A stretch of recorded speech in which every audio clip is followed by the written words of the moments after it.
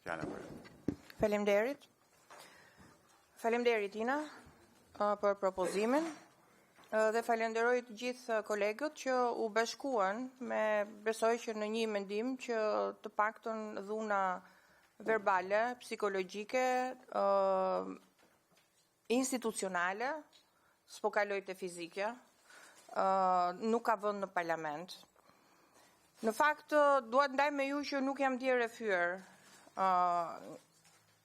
nga ajo që u tha dje nga kryetari i grupit tuaj parlamentar, sepse njerëz me veprime si të ti e turpërojnë parlamentin, por jam djerë e lënduar për mënyrën se si kryetari i kuvendit e menaxhoi situatën, që në mendimin tim e menaxhoi shumë keq, në mënyrë të turpshme, dhe me mos distancimin nga ana të paktën të grave deputete të Partisë Socialiste për atë që u tha në foltoren e kuvendit, për gjuhën seksiste që u përdorën nga kryetari i grupit parlamentar tuaj. Dhe pse e them këtë? Unë dje kam mbajtur 2 fjalë. Jam marrë me çështje direkte që prekin të gjithë qytetarët.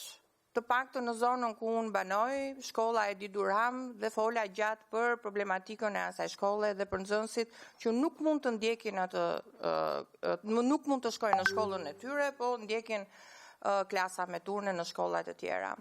Ndërsa fjalën e dytë e mbajta pikërisht për çështje që prekin edhe problematikën që diskuton ky komision, dhe madje kemi edhe një kërkesë që lidhet me fjalën time, pikërisht për editorialin Rama Vučić dhe për procesin e integrimit që Rama do të ndali së bashku me Vučić. Unë nuk di se cila prej këtyre çështjeve e preku kryetarin e grupit parlamentar tuaj që reagoi në atë mënyrë, sepse unë kam bindjen që nuk di pra kush e acaroi, sepse shënjestrimi ishte politik. Nuk ishte i rastësishëm. Shënjestrimi ishte i qëllimshëm. Po tentojnë të godasin opozitën, po tentojnë të godasin gratë deputete të opozitës. Këdo që flet, këdo që parashtron çështje, këdo që ngren zërin. Ky është komision integrimi.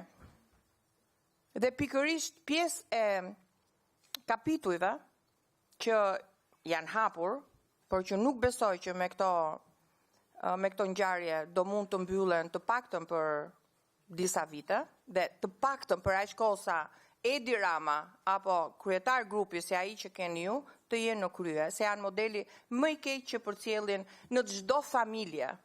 Pse po e përmend këtë? Na ka ardhur në nëntor raporti i progresit në komision. Një nga pjesët e këtij raporti është dhuna, barazia gjinore dhe dhuna ndaj grave. Shifrat në atë raport, dhe është raporti i progresit, në fakt i regresit, i Komisionit Evropian. Shifrat e dhunës janë alarmante. Në një vit kemi 500 raste më shumë dhune në familje. Niveli i femicidit në Shqipëri është më i lartë në rajon. Gratë që vriten per capita janë në numër më të lartë se në çdo vend tjetër të rajonit dhe nuk po shkoj fare, është 2 fishi europian, të vendeve të Bashkimit Evropian. Pse ndodh kjo? Sepse ne kemi në krye njerëz si Edi Rama, e kanë vuajtur në lëkurën fyerjen e Edi Ramës. Prej shumë vitesh përpara, kur unë denoncoja koncesionet në shëndetësi, ju e mbani mend se si dilte në foltore dhe se si më barazonte me artistet e disa filmave për të denigruar atë çka unë denoncoja në koncesionet në shëndetësi. Ne e dim që ju nuk ka barazitizëm, nuk mund të barazohet Partia Socialiste me partin ton, jo në asnjë rast.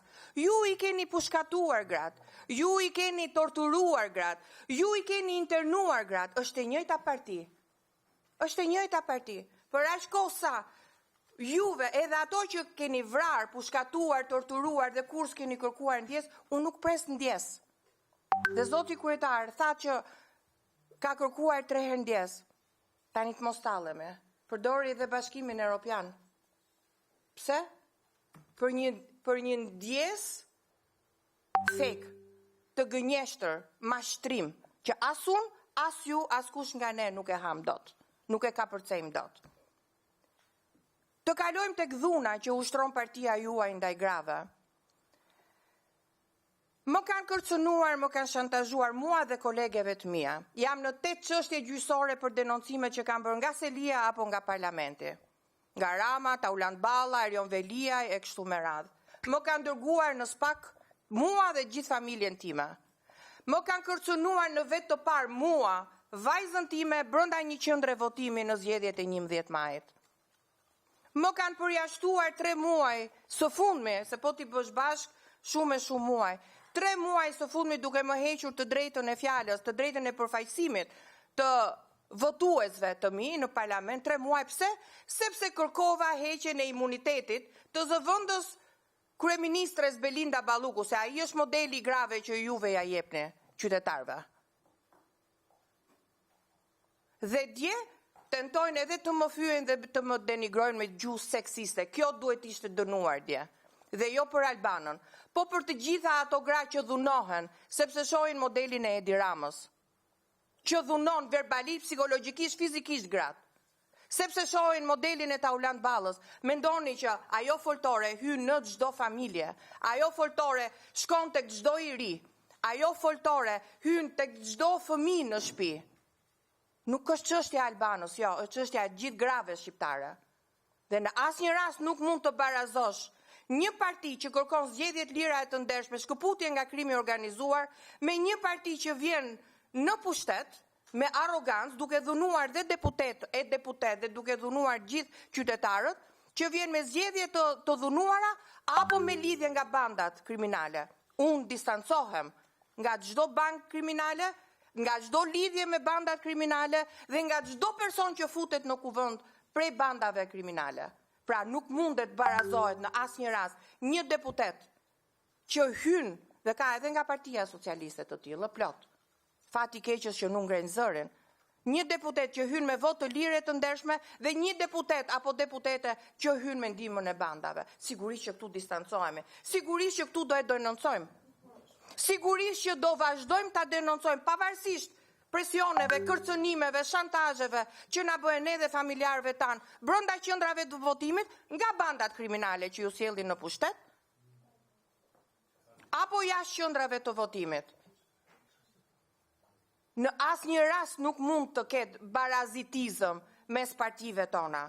Pra, ajo që unë dua t'ju them është që e fundit fare, në dhjetor të 2025-s kam propozuar në Asamblenë Parlamentare të EPP-s, Partisë Popullore Europiane, kam propozuar një rezolut në mbrojtje të grave në politik dhe në jetën publike, e cila rezolut u miratua me vota unanime.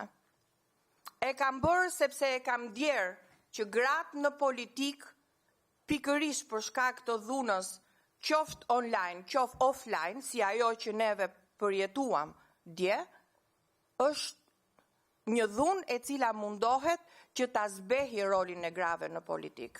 Ka ardhur koha që ne këtë rezolut ta kalojmë në kuvendin e Shqipërisë, duke përmendur dhe me emra dhunuesit e grave, duke filluar që nga Edi Rama. Ai është modeli i dhunës ndaj grave. Që mundohet ta replikojnë njerëz si Tauland Balla. Ka ardhur koha që ne të bëhemi bashkë në mbrojtje të grave. Ka ardhur koha që ne të bëhemi bashkë në mbrojtje të atyre grave profesioniste, grave në jetën publike, grave në politik, që jetojnë ndershëm dhe që kanë kauzat e tyre për mbrojtje të grave, të fëmijëve dhe të çështjeve publike. Faleminderit. Zonë Vukshi, Partia Socialiste as rre, as dhunon, as ka